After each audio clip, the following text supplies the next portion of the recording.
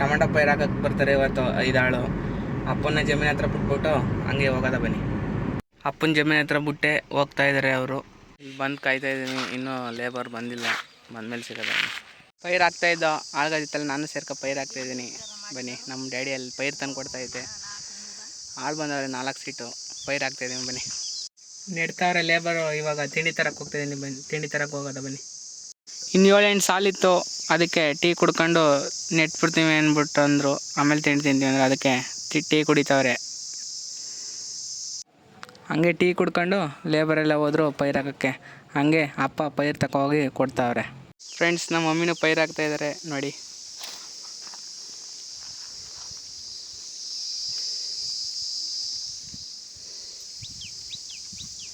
ನಾವು ತಿಂಡಿ ತಿಂದಾಯಿತು. ನಮ್ಮ ಮಮ್ಮಿ ಲೇಬರ್ಗೆ ತಿಂಡಿ ಬಡಿಸ್ತಾಯಿತ್ತು, ಮಾತಾಡ್ತಾಯಿದ್ರು. ಹಾಗೆ ನಮ್ಮ ಫ್ರೆಂಡ್ ಬಂದಿದ್ದಾರಂತೆ ಊರ ಹತ್ರ. ಊರಿಗೆ ಕರ್ಕೊಬರ್ಬೇಕು, ಬನ್ನಿ ಹೋಗೋದ ಕರ್ಕೊಬರೋದ.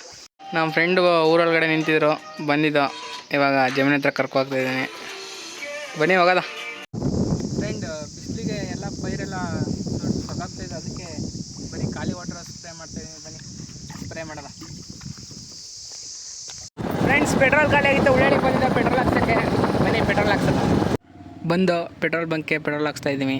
ನಮ್ಮ ಫ್ರೆಂಡ್ ಮಾತಾಡ್ಸ್ಕೊಂಡು ಸ್ಕೂಲ್ ಫ್ರೆಂಡ್ ಆಯ್ ಮಾಡ ಮಾದೇವ್ ಪ್ರಸಾದ್ ಅಂತ. ಬನ್ನಿ ಹೋಗಿ ಸಿಗೋದ. ಹಾಗೆ ಲೇಬರೆಲ್ಲ ಬಿಟ್ಬಿಟ್ಟು ಊರಿಗೆ ಹೋಗೋದ.